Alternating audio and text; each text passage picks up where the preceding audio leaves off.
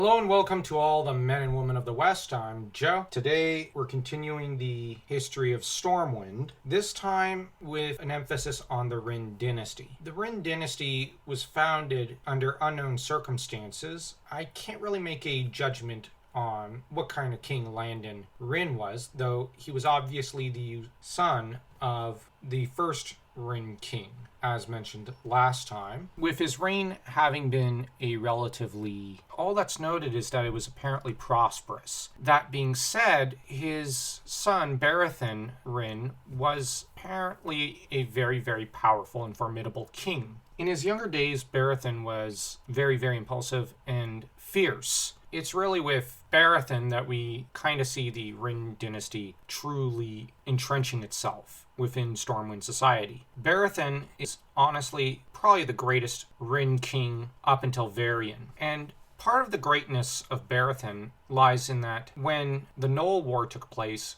Berathan was able to... early in his career, Berathan would end up at war with the Redridge pack of gnolls. Now, the origin of this conflict, which takes place 75 years prior to the First War, happens because of Garfang, the head of the Redridge gnoll pack, having spent many years conquering the other tribes. Under his leadership, the gnolls began launching attacks on Stormwind City itself, so that here we see the vulnerability of Stormwind. We'll get back to that in a while. Berathan was to ask other human kingdoms for aid, got none, because it wasn't really their problem. Thus, he decided to take matters into his own hands. Armed only with a small escort of armored knights, Berathan waited for the next gnoll assault to begin, and when it did, he and his knights rode away from Stormwind and east into the Redridge Mountains, with Garfang having thrown himself and his men into this siege. It speaks to the level of confidence Berathan had in the defenses of Stormwind City. This was probably the biggest assault Stormwind had ever endured, and was likely to endure for quite some time. It also speaks to the strategic, quick thinking of Berathan, that he realized what Garfang would probably do and decided to strike at the camp. Now, the only thing is, this battle came with a cost, with half the knights of that troop having passed. He ended up battling with Garfang himself and put him to the sword by his own hand. And so the gnolls, without a leader to keep them unified, dispersed, which allowed Berathan to rally the kingdom and launch another attack on the Redridge Mountains and decimate what remained of the hyena-like creatures. So, right there, Berathan proved himself a fairly impulsive, if competent leader. This was the sort of quick-minded thinking that, quite honestly, would become more characteristic later on of Anduin Lothar, and also Varian Wrynn, from what I can observe. Berathan seems to have been known for his stubborn nature, and for his vigor, so that he became known as the Adamant. Doubtless, in universe, there are plenty of songs and poems about his victories, because, well, of course,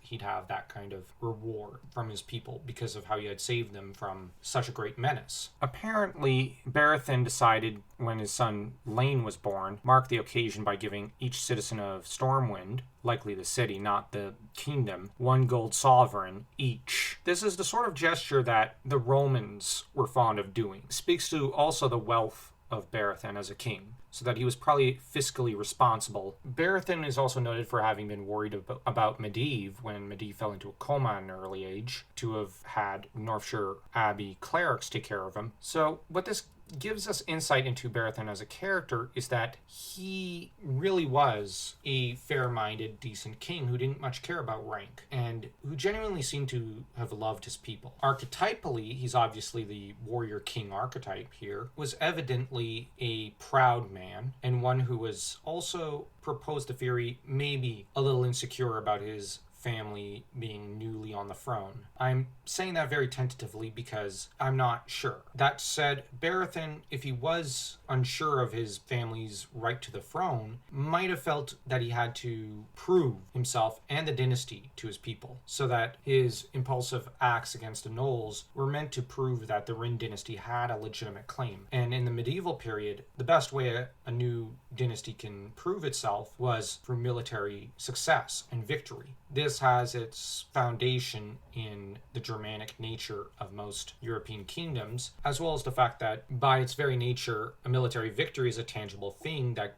brings glory and joy to a people. That said, Lane, for his part, when he comes into the story, is a very different kind of beast. He's certainly obstinate. He's a child of peace, and he doesn't seem to fully agree with his father, who in the time since the Knoll Wars has grown to become a lot more passive. This passivity proves to be a mistake in the Gurubashi conflict, so that it seems that with old age, Berathan's youthful impulsiveness kind of began to wane, and what's more is that his confidence about his dynasty's place and his place on the throne grew. He may have begun to get a little arrogant. This, by its very nature, doesn't make Berathan a bad king or diminish his glory, but rather it does go to show that with age came a different kind of mindset from his youthful days. That being said, this doesn't mean that he was afraid of the enemy, as he did end up later charging the Gurubashi trolls with very little fear for his own life, doing a kind of suicide charge into the enemy ranks. It was his sudden death in the battle, though, that caused Stormwind to begin to crumble in their efforts to stop the Gurubashi. Now, here's where there's a massive difference between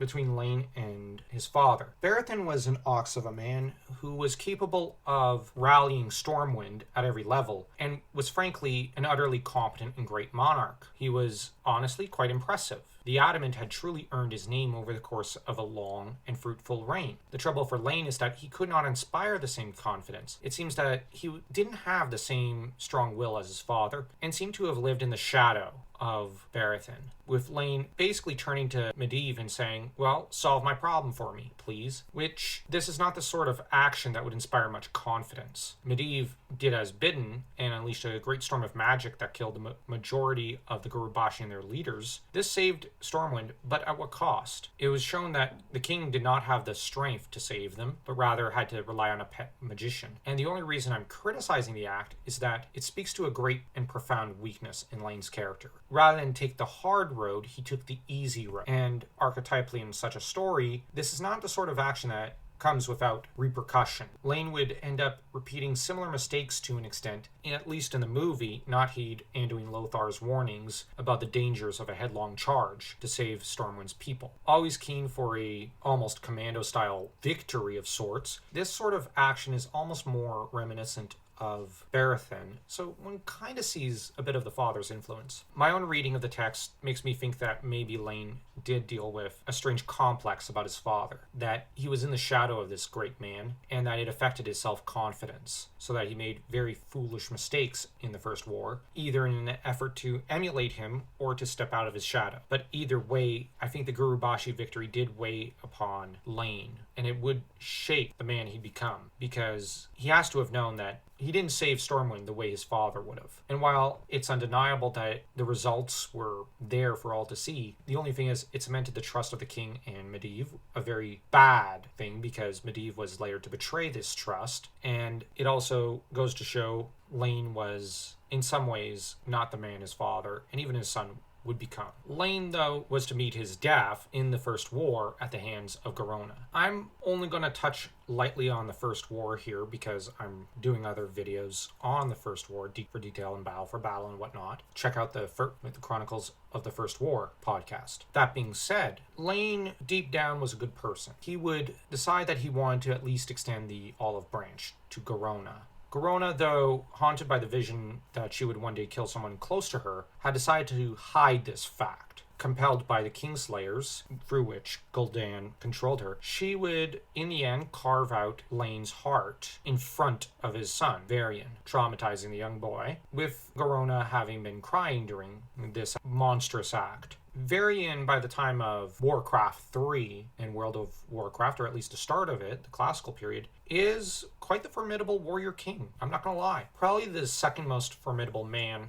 alive by the time of Warcraft 3, second only to Arthas. He honestly, in some ways, exerted more wisdom than Arthas. And the reason I say that is just that Arthas was probably of a more impulsive temperament than Varian. Varian could be impulsive, but it was more in the mold of his grandfather, Barathin, whom, as noted before, is quite the awesome character and awesome king. Varian, because he didn't grow up under the shadow of a great king, didn't develop some of the psychological issues his dad probably did. That being said, witnessing the weakness of his father, who showed compassion to enemies and mercy when he maybe in the eyes of the new king probably shouldn't have, would harden Varian. He became a tough man, a hardened individual, and one who didn't really like extending, initially, mercy without some guarantee. Which, yeah, fair.